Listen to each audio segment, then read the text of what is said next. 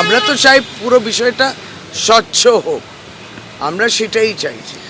স্বচ্ছতা থাকুক এবং প্রতিনিয়ত এই যে কাউন্টিংয়েতে এত মানুষ থাকে, কাউন্টিং এজেন্ট যেমন থাকে, সুপারভাইজার থাকে, ওখানে পোলিং 3 জন আধিকারিক থাকেন, তারপর আরও থাকেন, কিন্তু এই যে একটা আবারও বললাম একটা অপটিক্স তৈরি করা না, ওখানে বিশেষভাবে প্রয়োজন হয়েছিল যে আপনি এক্সট্রা এই সেন্ট্রাল গভর্নমেন্ট এবং পিএসইউ সেই এমপ্লয়িজদের দেবেন।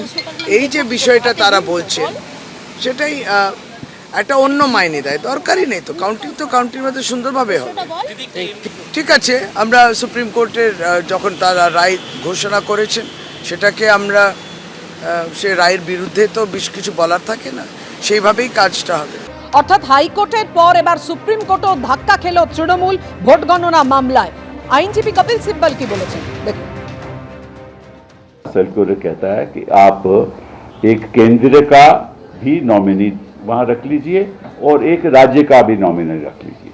जो सरकारी मुलाजम होगा केंद्र का भी होगा और राज्य सरकार का भी होगा, और ये नियुक्ति उनकी होनी चाहिए। तो हमने सुप्रीम कोर्ट में कहा कि देखिए उनका खुद का सर्कुलर कहता है चलिए आप सेंट्रल गवर्नमेंट नॉमिनीज रखना चाहते हैं तो रखिए, लेकिन साथ साथ एक स्टेट गवर्नमेंट नॉमिनी भी रखिए, उसकी भी रैंडमाइजेशन नाम करके रखिए। तो सुप्रीम कोर्ट ने कहा कि आप तो वहां सर्कुलर चैलेंज कर रहे थे, तो हमने कहा कि अब हम सर्कुलर नहीं चैलेंज कर रहे, हम तो कहते हैं कि उसको लागू करो। तो अब हमें उम्मीद है, और सुप्रीम कोर्ट ने यह कहा कि, और ये ऑर्डर है कि the election commission will follow the circular issued by them both in letter and spirit.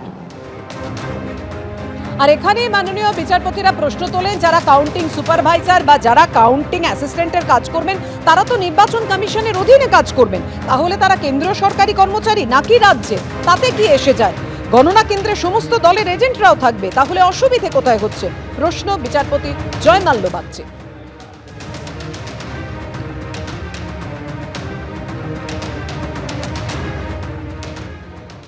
Supreme কোর্টের রায় আরও একবার প্রমাণ করলো যে মমতা বন্দ্যোপাধ্যায় বা তার দলবল যেভাবে ইলেকশনকে, নির্বাচনকে পরিচালনা করার চেষ্টা করতে চাইছিলেন, এতদিন তো নির্বাচন কমিশনের জন্য সেটা সম্ভব হয়নি।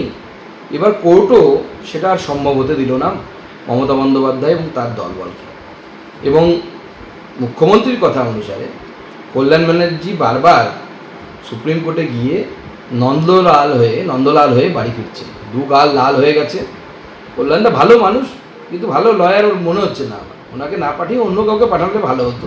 আমরা তো চাই পুরো বিষয়টা স্বচ্ছ হোক, আমরা সেটাই চাইছি।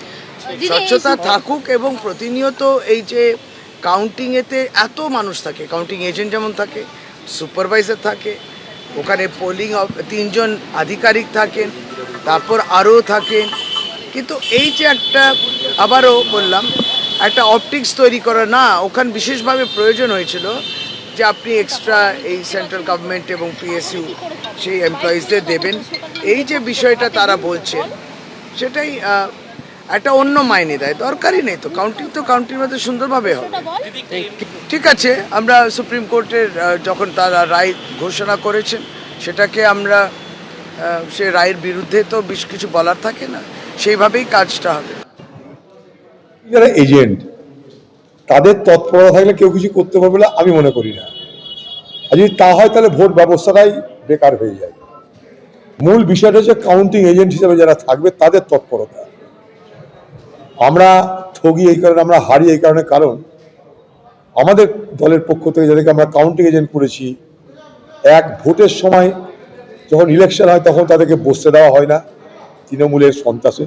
এবিপি আনন্দ এগিয়ে থাকে, এগিয়ে রাখে।